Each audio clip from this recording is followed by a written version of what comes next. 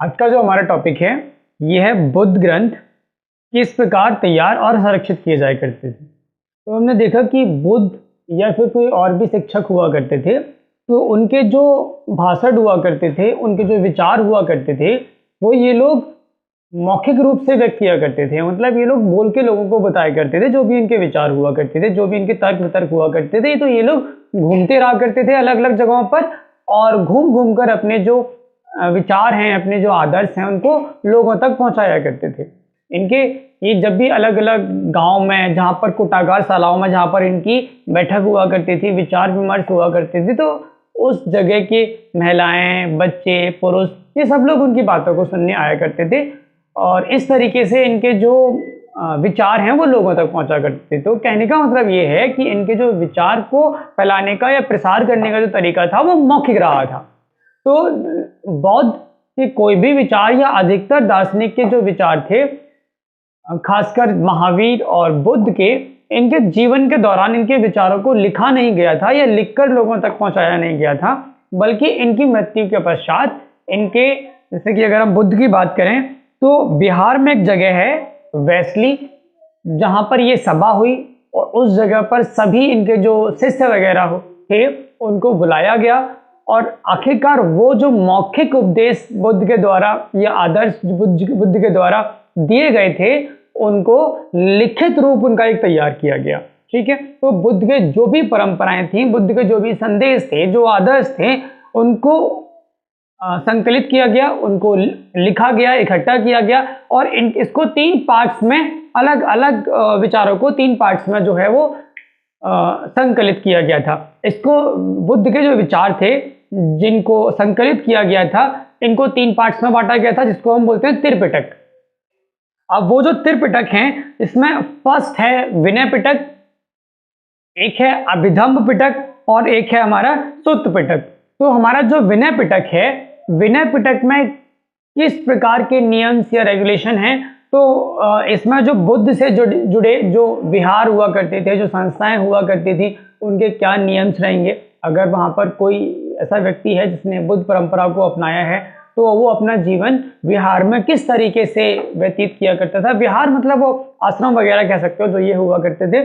उन आश्रमों में वो व्यक्ति अपना जीवन किस तरीके से बिताएगा, किस तरीके से वहाँ रहेगा, उसको जैसे अगर एग्जाम्पल के लिए तुम समझो, तो अगर किस प्रकार वो जो भिक्षा है, वो कितनी भिक्षा ये लोग स्वीकार कर सकते हैं। अगर इस्तेमाल करने वाली वस्तुएं हैं तो उसको किस मात्रा तक उसका इस्तेमाल किया जा सकता है। जैसे अगर कंबल की बात करें तो कंबल को ये कितने समय तक इस्तेमाल करेंगे। अगर उस समय तक इस्तेमाल नहीं किया गया है, मान के चलिए कि एक कंबल का इस्तेमाल इनको 6 महीने करना है, लेकिन 6 महीने के अंदर ही ये नया कंबल बना लेते हैं या बनवा लेते हैं, तो उसका इस्तेमाल इनको तब तक नहीं करने दिया जाएगा जब तक कि पुराने कंबल को 6 महीने नहीं पूरे हो जाएंगे। कहने का मतलब ये है, इस तरीके के व्यवहार में रहने के जो इनके अपने रूल्स वगैरह हुआ करते थे, वो कहाँ लिखे हैं? विनय पिटक में लिखे हैं। जो हमारा अभिधम्म पिटक है, जो दूसरा है, अभिधम्म पिटक में जो है वो दर्शन से जुड़ी जो इनके आदर्श हैं, दर्शन से जुड़े इनके जो विचार हैं वो दिए गए हैं। अब दर्शन का क्या मतलब होता है? दर्शन मतलब जीवन से संबंधित इनके जो विचार हैं, भगवान से संबंधित जो इनके विचार हैं, सत्य क्या है, ये जो इनका जो विचार है, इनका जो व्यू है, वो दर्शन से संबंधित जो भी बातें हैं, जो भी इनके विचार थे, वो कहाँ रखे गए हैं? अभिधम्म पिटक में, राइट। तो अब हमारा तीसरा आता है सुत्त पिटक। तो सुत्त पिटक में जो बुद्ध की शिक्षाएं थी कि व्यक्ति को किस तरीके का जीवन व्यतीत करना चाहिए, व्यक्ति अपने सुख दुख का निदान किस तरीके से कर सकता है, तो जो बुद्ध के शिक्षाएं थी वो पर्टिकुलरली सुत्त पिटक में रखी गई थी। तो हमने देखा कि बुद्ध की सभी शिक्षाएं, पहली बात, मौखिक नहीं थी, बाद में इनको इनके शिष्यों की मदद से संकलित, इकट्ठा किया गया था, जिसको त्रिपिटक कहा जाता है। तो इसमें पहला विनय पिटक, अभिधम्म पिटक और सुत्त पिटक। विनय पिटक में विहार के रूल्स वगैरह थे, संघ के जो नियम थे वो हुआ करते थे, और अभिधम्म पिटक में दर्शन से संबंधित चीजें थी, और सुत्त पिटक में बुद्ध की अपनी शिक्षाएं थी। और इनको जब लिखित रूप दिया गया, उसके बाद ही जो बुद्ध के विचारों का जो प्रसार है वो बहुत तेजी से हो पाया। आज हम देखते हैं कि बुद्ध की जो शिक्षाएं हैं वो अलग अलग महाद्वीपों में हैं। श्रीलंका में अगर हम देखें तो वहाँ बुद्ध जो है परंपराओं को माना जाता है। अगर हम चाइना है, इंडोनेशिया है, तो इस तरीके के, अगर हम नेपाल, भूटान है, तो आज जो बौद्ध धर्म है वो एक महाद्वीपों में नहीं, कई महाद्वीपों में प्रसार हुआ है। तो उसका सबसे बड़ा श्रेय तो अशोक को जाता है। लेकिन ये जो लिखित परंपरा का चलन था, ये जो उनके विचारों को लिखा गया, ये विचार प्रसार में बहुत महत्वपूर्ण साबित हुए थे। ठीक है, अब हम एक इसमें आगे जो बॉक्स दिया गया है आपको, इसमें देख सकते हैं। सबसे पहला है हमारा नियतिवादी और भौतिकवादी। तो नियतिवादी और भौतिकवादी क्या है? बहुत इजी चीज़ है ये। नियतिवादी का मतलब ये है कि जो नियति पर भरोसा करे। भौतिकवादी मतलब जिसके लिए डेस्टिनी कुछ नहीं है। नियतिवादी मतलब जो डेस्टिनी पर भरोसा करता है, जो जिसको लगता है कि सारी चीज़ें पहले से लिखी हुई हैं, उसकी नियति पूर्व निर्धारित है, वो कुछ नहीं कर सकता है इसमें। तो अगर हम नियति भौतिकवादी की बात करें, तो भौतिकवादियों को पता है कि ना तो कोई पुनर्जन्म वाली चीज़ है, ना हमारा दोबारा जन्म होने वाला है। जो लाइफ है वो बस यही है, जो हमारे पास मिला है बस वही हमारा है। हम इसी चार तत्वों से मिलकर बने हुए हैं और इसी में बाद में मिल जाएंगे। ठीक है, मतलब अभी वैसे तो पंच तत्व कहा जाता है कि हम पंच तत्वों से मिलकर बने हुए हैं, लेकिन तुम्हारे इसके अकॉर्डिंग अभी हम जो बात कर रहे हैं, ये कहते हैं कि हम लोग चार तत्वों से मिलकर बने हुए हैं। ठीक है, तो एक बार इसी चीज़ पर आते हैं, हम लोग देखते हैं नियतिवादी क्या है। तो देखो इसमें क्या है, एक बार राजा अजातशत्रु जो है वो बुद्ध के पास गए थे और उन्होंने एक मखली गोसाल नामक एक शिक्षक था, उनकी शिक्षा के बारे में जो है वो बताया था। अब वो क्या थी, वो ये कहती थी कि ये जो मखली गोसाल हैं, मखली गोसाल नामक एक अन्य शिक्षक की बातें बताई। तो मखली गोसाल नामक ये जो अन्य शिक्षक थे, उनकी बातें क्या थी, तो उन्होंने बताया कि दुनिया में दो तरीके के लोग होते हैं। पहले जो सद्गुण, तपस्या, पूजा या अच्छा काम करते हैं और सोचता है अच्छा काम करके मेरी लाइफ में आगे अच्छा होगा, पहली चीज। दूसरा ये दूसरे इस तरीके के लोग होते हैं कि अगर मैं अच्छा करूंगा तो मुझे इस जन्म से मुक्ति मिल जाएगी, मेरा उद्धार हो जाएगा। लेकिन इनके हिसाब से वो दोनों ही बेवकूफ हैं, क्योंकि जो चीजें उसकी लाइफ में हो रही हैं वो पूर्व निर्धारित हैं, वो और तुम्हारे जो कर्म हैं वो पूर्व निर्धारित हैं। हमारे सद्गुण, हमारे निर्गुण से इस पर कोई भी प्रभाव पड़ने वाला नहीं है। ठीक है, तो एक तरीके के ये लोग जिनको लगता है कि जो हमारे कर्म हैं, जो हमारी डेस्टिनी है, वो पहले से लिखी जा चुकी है और हम कुछ भी करें, चाहे हम सद्गुण या फिर हम कुछ ऐसे काम करें जो अच्छे नहीं है, अगर हम बुरे काम करें, अच्छे काम करें, हम किसी भी तरीके से इस लाइफ की जो कहानी है उसको बिल्कुल भी परिवर्तित नहीं कर सकते हैं। ठीक है, अब आते हैं हम आगे।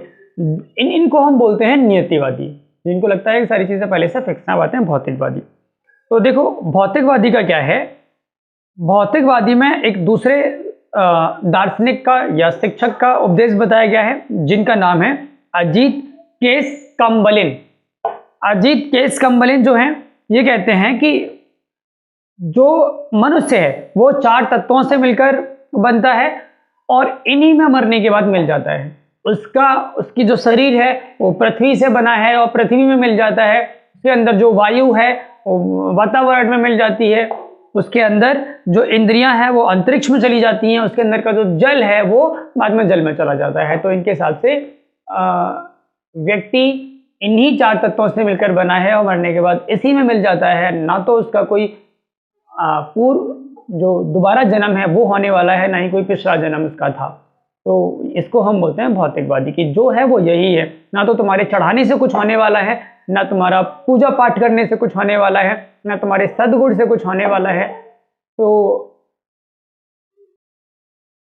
यही है कि भौतिकवादियों को क्या लगता है, भौतिकवादियों को लगता है कि जैसा हम करेंगे वैसा हम भरेंगे, जो हमारे पास है वो सब हमारे कर्मों का ही परिणाम है। ठीक है, उनको ये नहीं लगता कि सारी चीज़ें पहले से निर्धारित हैं। तो दोनों में बस थोड़ा सा डिफरेंस है। ये है हमारा अगला टॉपिक है लौकिक सुखों से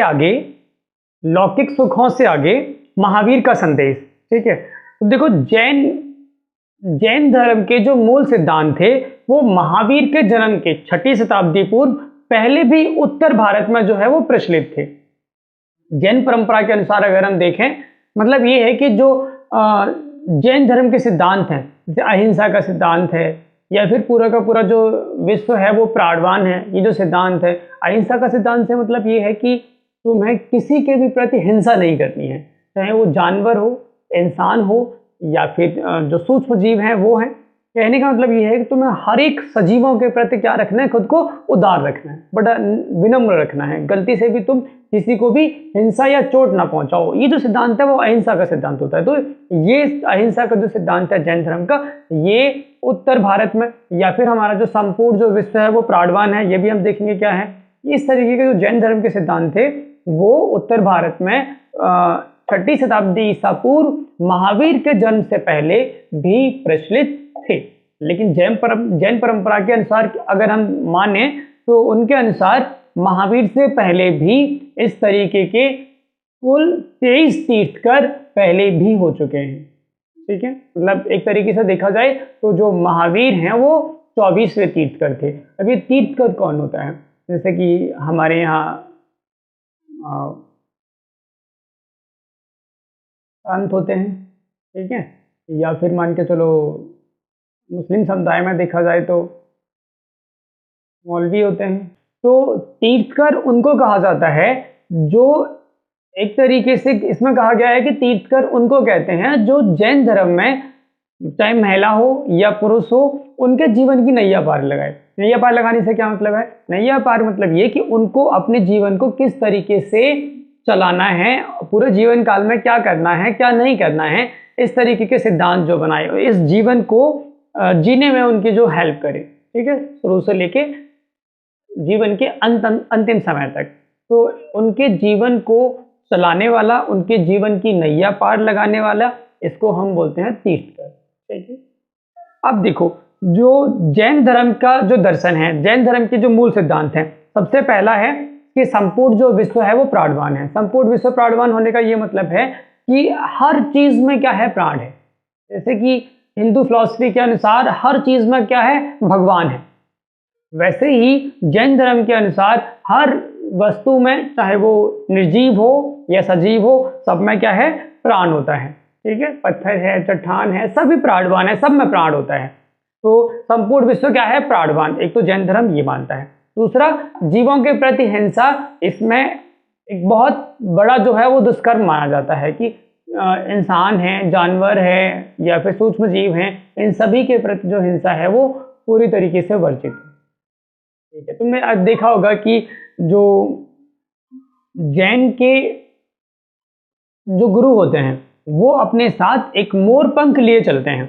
उसका मतलब क्या होता है? वो इसलिए लिया जाता है ताकि अगर वो जब भी कहीं बैठते हैं तो वो उसको पहले साफ कर लेते हैं, ताकि गलती से भी कोई भी एक ऐसा कीड़ा जो उनको ना दिखे वो ना रह जाए, ताकि वो उनके बैठने की वजह से वहां पर मर जाए। तो वो खुद अपनी तरफ से इतने सारे प्रयास करते हैं कि ना चाहते हुए भी उनसे कोई छोटे से छोटा कीड़ा उनकी वजह से ना मरे। ठीक है, हमने देखा है कि कुछ कुछ गुरु जो हैं वो कपड़े नहीं पहनते हैं क्योंकि उनको पता है ये कपड़े कहीं ना कहीं जानवर या उनकी खालों से बनाए जाते हैं। ठीक है, तो इस वजह से किसी भी जीव के प्रति हिंसा को ये पूरी तरीके से वर्जित करते हैं। ठीक है, ये चीज़ है। अगर हम इसके दर्शन की एक और चीज़ देखें तो इस सिद्धांत के अनुसार या इनके दर्शन के अनुसार जो इनके कर्म हैं वो इनकी मुक्ति को, इनके जन्म को, पुनर्जन्म को निर्धारित करते हैं कि अगर इनके कर्म जो हैं वो इनको इनके कर्मों से मुक्ति भी दिला सकते हैं, इनके पुनर्जन्म और जन्म, बार बार आना जाना लाइफ में कि दोबारा जन्म होना, फिर मरना, फिर जन्म होना, फिर मरना, तो ये जो जीवन चक्र है, इस जीवन चक्र से मुक्ति क्या दिला सकता है? इनके कर्म इनको दिला सकते हैं। तो कर्म ही जीवन मुक्ति का एक आधार माना गया है जैन परंपरा में। ठीक है, और कर्म से किस तरीके के कर्म करके जीवन से मुक्ति पाई जा सकती है? तो वो है त्याग। कि संसार के त्याग और तपस्या के माध्यम से ही आप कर्म को क्या कर सकते हैं? बेहतर कर सकते हैं, जो तुम्हारे जीवन चक्र से मुक्ति दिला सकता है। और उसके लिए विहारों में रहना अनिवार्य माना गया और विहारों के अपने क्या हुआ करते थे, रूल्स हुआ करते थे। जो भी जैन साधु या साध्वी हुआ करते थे उनके 5 व्रत हुआ करते थे, 5 उनकी मेन सिद्धांत हुआ करते थे, जैसे हत्या ना करना, चोरी ना करना, झूठ ना बोलना और ब्रह्मचर्य और धन को इकट्ठा ना करना। धन को इकट्ठा ना करना और ब्रह्मचर्य बनाए रखना। ब्रह्मचर्य का मतलब ये होता है कि शादी ना करना, ठीक है, स्त्रियों से दूर रहना, ऐसे बोल सकते हैं। स्त्रियों के लिए पुरुषों से दूर रहना, पुरुषों के लिए स्त्रियों से दूर रहना। दूर रहने का मतलब ये है कि स्त्री या पुरुष से लगाव ना रखना, ठीक है। स्त्री का पुरुष के लिए और पुरुष का स्त्री के लिए लगाव ना होने को ही हम ब्रह्मचर्य कहते हैं। अब देखो इसमें जो दिया गया है महल के बाहर की दुनिया, तो बुद्ध जैसे कुछ उपदेश दिए गए हैं कि इसमें कहा गया है कि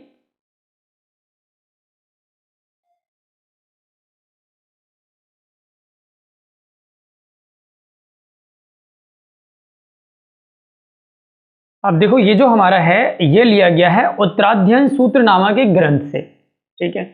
इसमें कमलावती नामक एक महारानी अपने पति को संन्यास लेने के लिए समझा रही है। तो अब वो क्या समझाती है कि अगर संपूर्ण विश्व का खजाना तुम्हारा हो जाए तो भी तुम खुश नहीं रहोगे, ना ही यह सारा तुम्हें बचा पाएगा। मतलब अगर तुम्हें दुनिया का सारा धन मिल जाए तो भी तुम खुश नहीं रहोगे, और दुनिया का सारा धन मिल के भी तुम्हें नहीं बचा सकता है। तुम्हारी मृत्यु तो होगी ही होगी, और आखिरकार जिसके लिए तुमने पूरी लाइफ बिता दी वो तुम्हें यहाँ छोड़कर ही जाना पड़ेगा, ठीक है।